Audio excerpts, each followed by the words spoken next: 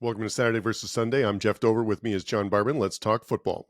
Yeah, we're talking about the has-been quarterbacks that just won't die. Some interesting moves. I don't know what Yeah. teams are doing. Yeah, I don't get.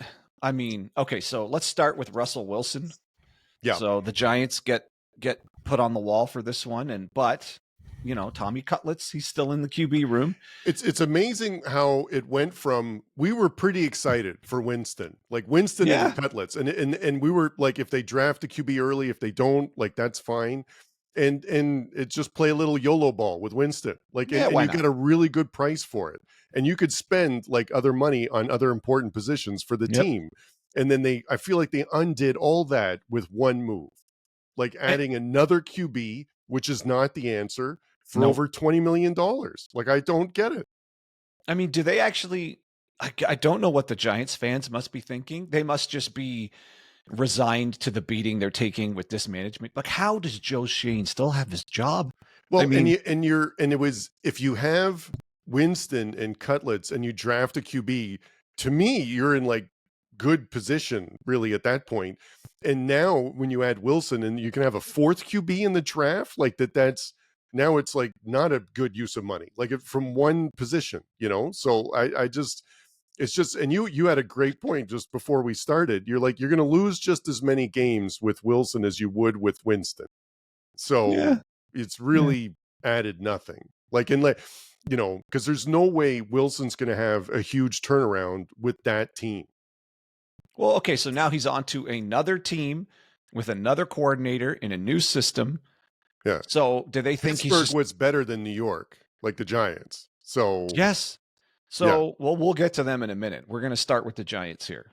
So they go to he's on a new team now. I guess these GMs, I wonder if there's a psychology to being a general manager on the inside where you can convince yourself you have something that you don't. Like, do you think Joe Schoen realizes the joke of a franchise and the joke of a bunch of moves he made? Or do you think, like when we were watching the offseason Hard Knocks, where he's like, well, we got to see what we got. We invested the money. Do you think his hands are just tied? He's like, we spent $80 million on Daniel Jones. We look even dumber if we let him go. But they let him go anyways. Yeah. And they let Barkley go. I mean, I wonder if there's this internal, like, convincing themselves they have something, whereas every fan in the NFL, but specifically Giants fans, knew, wait a minute, we kept Jones and let Barkley go. Every Giants fan knew that was the wrong move. Yes. Except for the management. They're the only ones that didn't know that was the wrong move. And some non-fans knew that wasn't the right move. Like it in the last calendar year has been horrendous for their management. And it's one thing when coaches do it like that in college. We see that sometimes where like someone's not great and they go and they're like, oh, I can unlock this person, but that's not what's happening here. Like no one's thinking they can unlock Wilson for untapped potential, like at this point in his career with the Giants. You know what I mean? So right. It's just a poor move. I really don't get it. I really don't get it. I thought that you had the best point about in our last week's episode about Winston. He's not expensive. Yeah. He's totally volatile, but he could, I mean, our thumbnail was 47 touchdowns, 38 interceptions. Let's go. Yeah. And why not? I mean, this is clearly none of these guys on the Giants are the future. Even Tommy Cutlets, he's not the future. He had a couple of flashes, but he also looked really terrible. But as a Giants, if I was a Giants fan, and I do enjoy watching them when there's something worth watching, I had more fun watching them go down in flames with Cutlets than whatever else was on the team with Daniel Jones. I mean, I would have more fun watching them lose 13 games with Jameis Winston or Tommy Cutlets than watching this old beat up has-been Russell Wilson, he's none of the three of them are your future anyways. Why not at least put the guy who's more fun to watch? Like you're already conceding defeat with this quarterback room. Who do you think would have a better chance of passing for 3,500 yards with the Giants this year? Winston or Wilson? I mean, Wilson could really? Maybe to me, it's like 50-50. Like it's like 50-50. It's 50-50. Just as much chance as Winston, and that costs you $4 million versus 20. Like that is several. That depending on what position, like that could be three positions in other parts in offense or defense for that it just seems $20 like million. desperate attempt here. It just seems like a desperate attempt to put something there. Okay, so I have this concept that GMs look at the quarterbacks that are currently in the NFL and which ones have won a Super Bowl. And Shane maybe or somebody in the Giants organization can convince themselves, well, we have one of the few quarterbacks who's won a Super Bowl. They could. That's what I thought the Broncos were doing when they got him. Yeah, because the Broncos, remember, when the Broncos traded for Peyton Manning, they were trading for one of the only QBs in the NFL who'd ever won a Super Bowl at the time, and it actually worked because they did win a Super Bowl. So my theory was they thought they were recreating that situation with Wilson. They're like, it already worked once. You go, what the key here is you go get a Super Bowl winning QB and you plug him in. So but the difference in that scenario was that the Broncos were good, really good defense. Best defense in the league. Had a great running game. Like it was clear they were just missing the QB, right? Which is absolutely not the case for New York or Pittsburgh. Yeah, no. Hey, I'm not saying it's the same. I'm just wondering if the Giants management has convinced themselves they're like that. Yeah, I don't know. Yeah, no, I don't. I would have thought that if it was a coach was like, oh, I can unlock this person that another team couldn't, would maybe, or like your point, it's like, maybe, we've got that experience is worth something. So we want someone that's won the Super Bowl before, but no one looked at what Wilson did the last 2 years or even the 3 year, like with Denver, and says like, this is the guy for us. Like no one thinks that. I really don't get it. I mean, if the Steelers didn't want him, then now all of a sudden the Giants are like, oh, perfect, we'll take him. So our much money, thumbnail headline kind of explains what we think of all these quarterbacks. I mean, and these are supposed to be two of the Steelers and the Giants are two of the premier franchises in the NFL, and they are laughably bad at managing the QB position over. I mean, Roethlisberger, yes, he hit. And then he hung on way too long. And since then, it's been a joke. Yeah. And I don't mind the hanging on too long thing is as much because they did so much for your team. And I don't mind like sort of paying it back, like over like a little bit, like, let him go out in his own like that because they brought so much to the team. But those are rare cases. That's when he's been like outstanding for 10, 15 years. You know what I mean? So like but yeah, I just don't, it's amazing how this one move, when I was excited about the Giants as much as I could be, and now it's like now they're back to not going to watch them. Yes. Like I just don't. Does anyone want to watch Russell Wilson play football anymore? I can't imagine any Giant. I get it. They weren't going to win with Jameis Winston. They're not going to win with Russell Wilson either. They're going to win the same amount of games with either one of them. Yeah, and in both cases, neither of them are the future.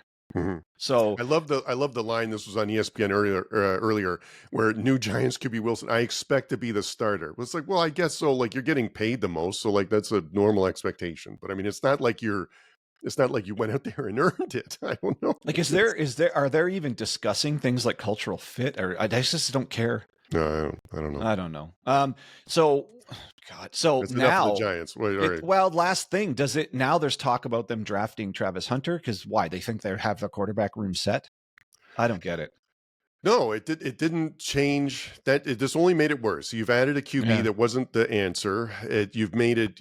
Now it's financially worse to be paying 4 QBs on the roster. Like if we're assuming they're drafting someone because they need someone for the future. And so it's not good. So but are they going to draft in that highest pick spot, or are they going to do what we would like them to do, is grab somebody a couple rounds later? Because we think there's depth in this draft. I feel like they have to now. If they take a QB with the 3rd pick, then I really, really, really don't know what they're doing. Because unless there was someone that like again, but this would be. The exception would be like if Ward or Sanders slipped to 3. And then, and at the combine or when they had, with all doing their pro days with now. all their research stuff, if they were like, you know what, we think this guy's it, like, you could make the case, but I don't know, it's just, unless you should have done that. You could have done that without an extra $20 million already spent in the QB room with Wilson. Like the only other thought that I think I've heard a couple of people mention is they know that neither of those two will be there. So they thought, And if they thought, this is all speculation, but if they thought those were the only two QBs that were worth a first round pick, and they've got intel that, well, they're just going to the two teams ahead of us, so we won't even have access to either of those guys. So we'll just grab a QB somewhere later on, because no one else is really projected as a first rounder anyways. And so maybe they know that, and maybe they're like, forget it then. We're gonna put another veteran presence in the room. We'll draft somebody 3rd, 4th, 5th round. Maybe they catch lightning in a bottle like a Brock Purdy. And that is a fantastic plan without signing Wilson. Yes, it just seems like a way. Yeah, because to your point, to me, he's no different than Jameis Winston as far as how many games he's going to win you. We were happy for Winston starting, and then when you absolutely have to bench him after a 3-pick first half, you go with Cutlets just to hold it together in the, and then you got wait McCord for your draft pick for just getting Howard. a year. Just getting a year training. Oh, well, that's the Giants' disaster of a QB room. We can move on to the Steelers. That's a bigger joke of a QB room, because right now it's Mason Rudolph and Skylar Thompson. Yeah. So they have, obviously, all the speculation is Rodgers going there. Would you take Mason Rudolph and Skylar Thompson over Wilson? Oh, that's a good question. I mean, I would just did. I would, because they're cheaper, and I feel like you're getting the same thing. So I don't fault that move. And if they're getting it ready for Rodgers, then that's actually not bad. But I mean, that hasn't happened yet. They just dumped an assload of money onto DK Metcalf with no QB. Yeah. What is Metcalf thinking? Oh, perfect. Like, I'm going to a place where it's a complete lottery as to who's going to be throwing the ball to him. Yeah. So, I mean, things like this, and who knows how this turns out, but in this moment right now, post kind of all the free agency frenzy is over, it really does show you how mercenary the NFL can be. You've got like Myles Garrett saying he was going to win a championship, then stays for the money. Yeah. Max Crosby stays for a bunch of money. And then DK Metcalf leaves the Seahawks, who now look like they have a really nice little situation going, to go to a team with no QB. But what was Metcalf's, the contract was pretty good. Whatever it was a lot. It was a lot. Something pushing $100 million, I think. But the point, I mean, and he's a machine. Yes. But I'd rather see him on man, imagine him on the Patriots right now. Like I'd rather see him on a team that actually has an upward trajectory. The Steelers just look like they're just throwing a few namesake people out there. I mean, why would you dump a bunch of money on a receiver unless they all this time already knew they had Rodgers the whole time? Yeah, we just don't know yet. Metcalf's 4-year, $132 million. So that's a really good contract, and it's it reminds me. I heard this on another podcast the other day. Was the Rodney Dangerfield in the Back to School movie? That's an old movie. Yeah. We're really dating ourselves, but he donated a lot of money and built like a new business building on the university, right? And some of the faculty were complaining to the dean. They're like, "How could you do this?" Like it, And he says, "Well, in my defense, it was a really big check, like this." And that's what it makes me think of with Myles Garrett and DK Metcalf. Like, why would you go to the Steelers and you not know what the QB situation? He's like, well, in his defense, it was a really big check. Oh yeah, and good for him if they're going to offer him that money. Yeah. He's had limited success in his entire career in Seattle. They've just always run into better teams. They've always there was always a ceiling there. Like, at least lately, he's recognizing, we can't get out of the West. The Niners were kicking our ass, and now the Rams all of a sudden are kicking our ass. So where's the future there? So if he feels like he has a limited future anyways, might as well go get paid a bunch of money to still have a limited future. Yeah. So I don't know, but so that QB room is an even bigger joke than the Giants.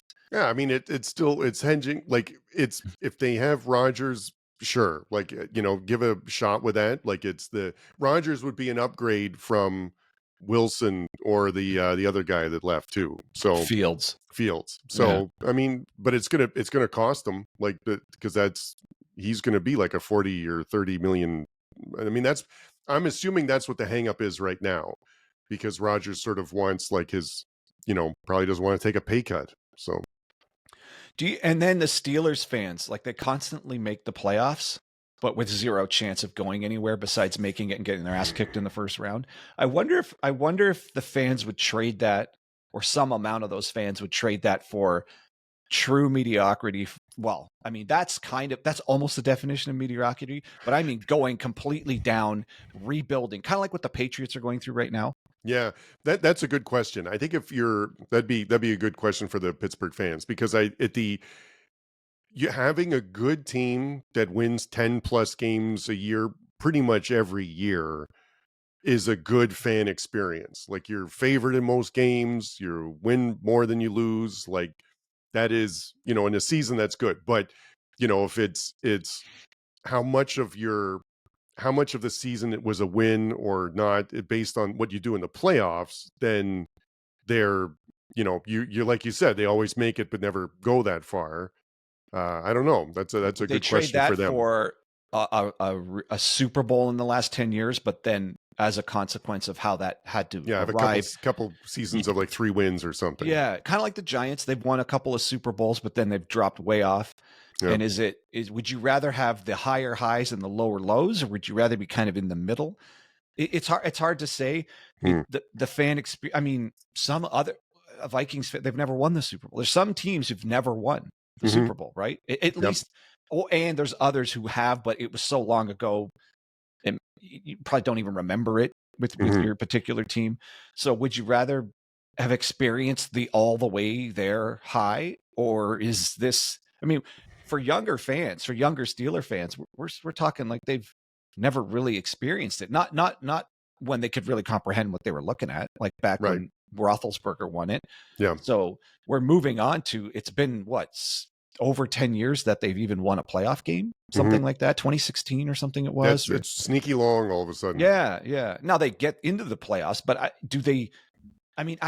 think you'd even rather have something like the Texans, who get into the playoffs and somehow in the first round just completely demolish someone every year in the first round, versus getting there and just being just summarily, it's just an exit first round every time. So I don't know. Steelers fans, what would you rather have? Would you rather have the higher highs and the lower lows, or do you like this stuck in the middle thing? The Steelers have 3 wins in the playoffs between March 28, 2015 and March 28, 2025. 3 wins. So, yeah. So they've actually won like a wild card. So 2016 they beat Cincy in the wild card. Yeah. 2017 beat Miami in the wild card. And then against Kansas City 18-16 as well. Wow. For the AFC divisional. So like 8 years they haven't won a playoff game. That was like in back-to-back year, and then so it was pretty slim before and after that. Yeah, so I mean, I guess it just, all teams ebb and flow, but it's how they're unique in that they always get to the playoffs, but it's just it seems like there's a barrier there. They're just not getting through. So I don't know. And then I guess to finish off our thumbnail of sloppy seconds, where's Kirk Cousins going to end up? Does anyone care about this guy?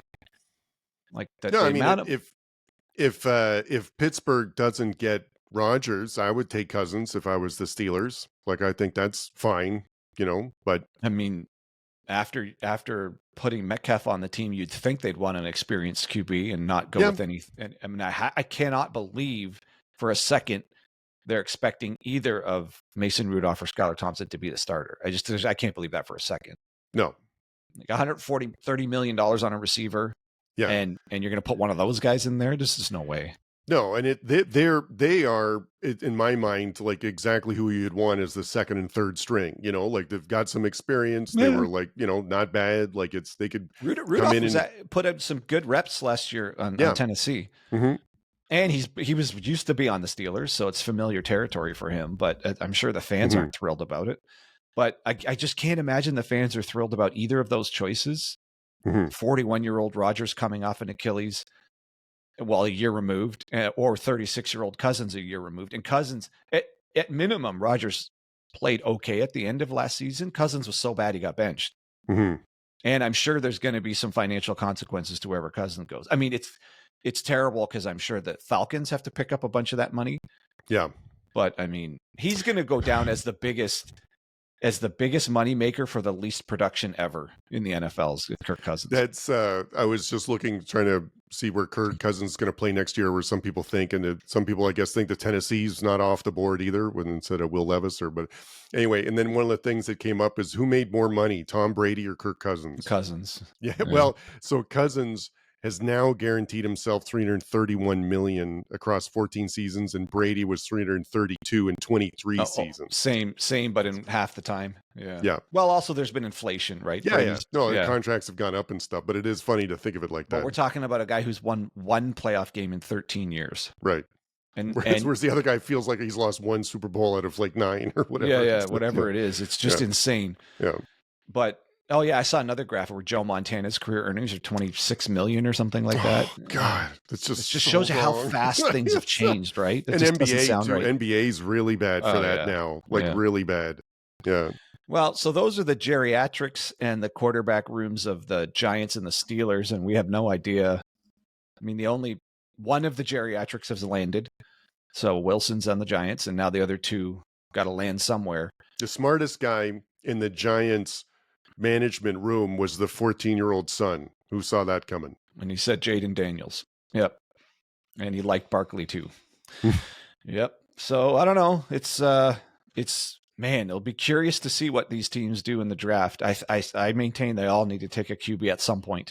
Mm-hmm. Just regardless if it's in the first round, they all have to take a QB. I don't know. Is that a good place to leave it, I guess? Yeah. All right. We'll catch you guys later.